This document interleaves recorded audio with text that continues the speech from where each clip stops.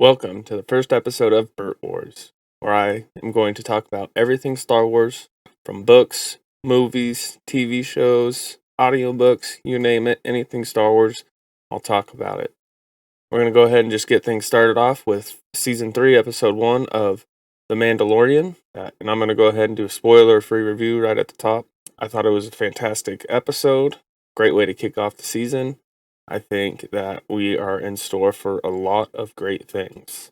There were some cool cameos and Easter eggs that, or not cameos, but Easter eggs that you weren't paying close enough attention. You may not have noticed them, but a lot of cool stuff to come in this season.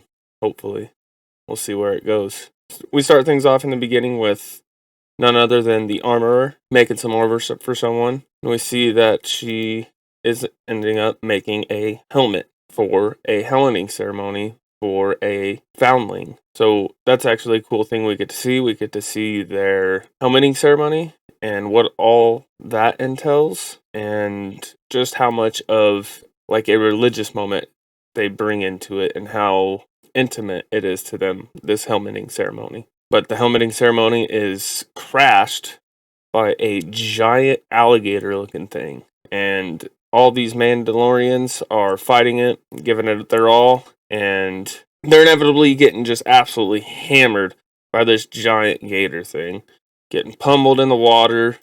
And who comes to save them? None other than Mando or our favorite Mandalorian, Din Djarin, in our favorite N1 starfighter that's completely modified to the max and looks absolutely awesome. I think that it's a great addition to see yet again for all of us prequel fans. If you didn't see what happened for Mando to get this, you got to go back and watch the last 3 episodes of Book of Boba Fett. So Mando comes in and he kills the giant gator and saves the day. And there it is, the N1 starfighter, completely modded out, looks absolutely awesome. Kind of has some silver blue callbacks to Anakin's pod racer, which is cool, and altogether just a awesome looking ship, and I can't wait to see what Mando is able to do in it. And yes, Grogu is also in this episode. Again, if you don't know what happened to Grogu and how he came back after Mando dropped him off with Luke, again, you got to watch the last 3 episodes of Book of Boba Fett, because they did an excellent job at putting everything that you need to know in one series. Not. And, of course, whenever Mando goes to talk to the armorer, she doesn't care. She doesn't give any sort of thank you for, saving our lives. It's just, you have removed your helmet.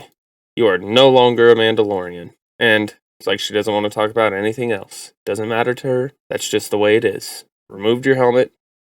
You're no longer a Mandalorian. Leave.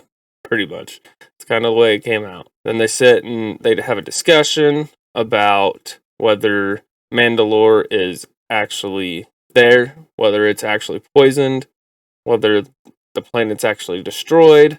Mando believes that this artifact from Mandalore has Mandalore writing on it, or Mandalorian writing on it. He believes that because that was taken from Mandalore, someone went there and grabbed it, that it's able to sustain life, and that he should be able to go in there and not die.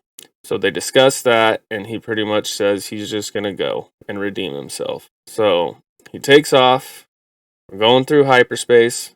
Mando and Baby Yoda, Grogu. While they're in hyperspace, we see none other than the Purrgil, which is just awesome, and there's a lot of them too. We can see the Mandalorian ship that they're in and just how much bigger the Purrgil are than them. This pretty much secures it. We are seeing Ezra. Anytime there's Purrgil around, Ezra's around. So hopefully we see Ezra, which means we're going to see Thrawn, which means we're likely going to see Ahsoka, and we're going to kick off this whole intertwining series where everything works together, and I think that is just going to be awesome. So I can't wait for all that to happen. Excited to see that, see where Ezra's been, see the way his path has unfolded, whether he ended up dark side or light side or somewhere in between. You never know. And of course, they land at none other than Navarro, which has had a giant turnaround in what it looks like and the trade hub that it has become, and it's all thanks to none other than Grief Karga, or High Magistrate Karga, as he goes by now. So Mando and Grief are talking, discussing what Grief has done to change Navarro and all that it has to offer, and he's trying to talk Mando into moving there. And then their conversation is interrupted by a droid that comes in and says there's pirates.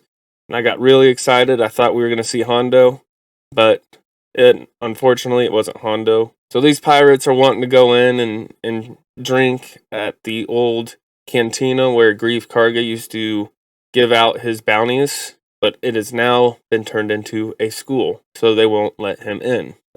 As Grief and this pirate Vane are talking, things get heated and they break out into a duel. And it's just like your classic old Western where they lock eyes, see who draws first, and Grief gets him, shoots him in the hand, and then pretty much tells him to back off. Then, of course, one of his guys tries to take matters into his own hands, and he starts to shoot. And then, of course, Grief and Mando tear apart everyone except Vane. They leave Vane as the last man standing to spread the word that Navarro does not put up with any likes of scum and villainy like him. After that whole fiasco goes down, Grief and Mando are walking through town and discussing all the stuff that has happened, where Cara Dune is at, and then Grief pretty much gets to the whole point of why he was trying to talk up Navarro to Mando, because he wants him to move there and become the Marshal. But Mando says he has prior obligations, so obviously he's headed to Mandalore to try and make up for his transgressions, and he has to do that before he can make a deal to any sort of job. But first, Mando's got to get to the main reason why he's actually here. He wants IG-11 back. He's going to Mandalore. He feels like he needs someone to protect him. He wants a droid that he can trust. There's only one droid for that, and that's IG-11. Grief tells him there's no way that he can be fixed, that he was blown to smithereens and they can barely recover any parts to make that statue. But Mando nonetheless takes the parts from the statue that he can and tries to rebuild IG-11. He gets IG-11 powered up, and IG-11 reverts back to his former coding and tries to terminate Grogu, and he gets destroyed even more. And that's when Grief says, no, it's definitely too big of a job for you. We're bringing him to the greatest droid repair aliens in all of Navarro, and after they take some time to look at it, they said, it can't be fixed, it's completely broken, the memory circuit's fried, and it's too hard of a part to find. And then after they decide that it can't be fixed, Grogu decides to pick up and hug one of the, what are they called, Azelians, and try and hold him like he's a pet, which brought a good laugh, and it wasn't too out there like all the Marvel movies and their stupid dad jokes that are just ridiculous. It was a believable joke. It brought some comedic relief to the episode without destroying the, I don't know what you would say, genuineness of the storyline. Then we get to Mando and Grogu headed off to go to the Mandalore system, and on the way, Mando is showing Grogu how to navigate with the N1 starfighter and what all this stuff means. And of course, as he's showing him, Vane shows up to exact his revenge for killing 4 of his men. And this is where we get to see what this N1 starfighter's actually made of, and it's awesome. So Mando ensues this battle with Vane, and he's destroying guys left and right. And the whole time, Grogu's giggling, having a good time.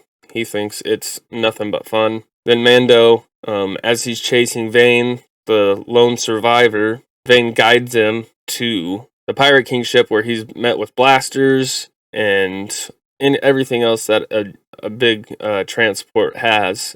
And he gets to show off his little NOS button that he hits, and he gets a giant boost of speed, and clears the ship before they know what happens and jumps into hyperspace yet again.